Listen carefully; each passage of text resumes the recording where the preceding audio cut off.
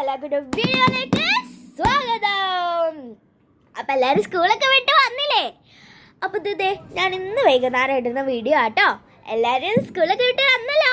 അപ്പം എന്താ എൻ്റെ ഭാഗം ഒരു ഹാപ്പി ഇൻഡിപെൻഡൻസ് ഡേ. നമുക്ക് ഇൻഡിപെൻഡൻസ് ഡേക്കൊക്കെ കാണാം. അതിനു മുമ്പ് നമുക്കൊരു ഫ്രൂട്ട് പരിചയപ്പെട്ടാലോ? ഇതാണ് മുഖാറ്റ പഴം, അതായത് ഇംഗ്ലീഷിൽ ഗോൾഡൻ ഫ്രൂട്ട് എന്ന് അറിയപ്പെടും.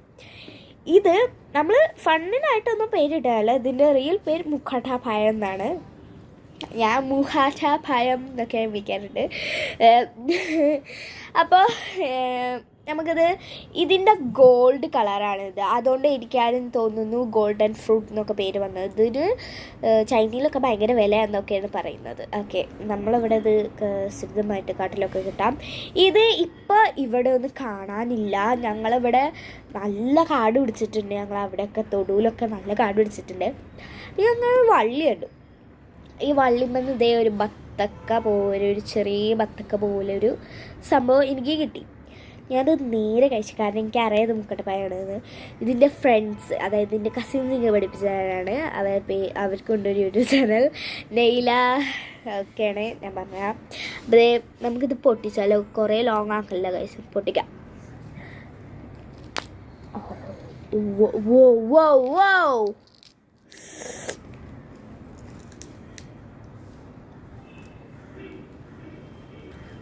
ഇത് ഭയങ്കര ഒരു സ്വീറ്റ് അല്ല. പച്ചയാണെങ്കിൽ ഇതേ കയ്പും പുളിയായിരിക്കാരം. ഇതാണെങ്കിൽ നല്ല കട്ട മധുരം, പഞ്ചസാര ഇട്ട് തൊള്ളിക്കിട്ടാൽ മതിയായിരിക്കാരം. എത്ര അരി തിന്നാലും ഇത് തിന്നാൽ അരി മാറും, അത്രയും ടേസ്റ്റാണ്.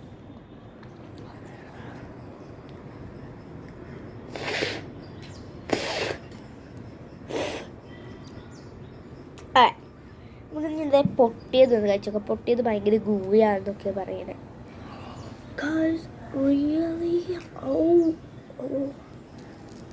ഇത് കേട് വരൂല കേട്ടോ, അതുകൊണ്ട് ഇത് എത്ര കാലം വേണമെങ്കിലും ഇത് സൂക്ഷിക്കാം.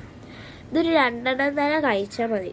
വയറങ്ങോട്ട് നിറയും. നോക്കി ഇത് ഇത്രയും വേവുന്നുണ്ട്.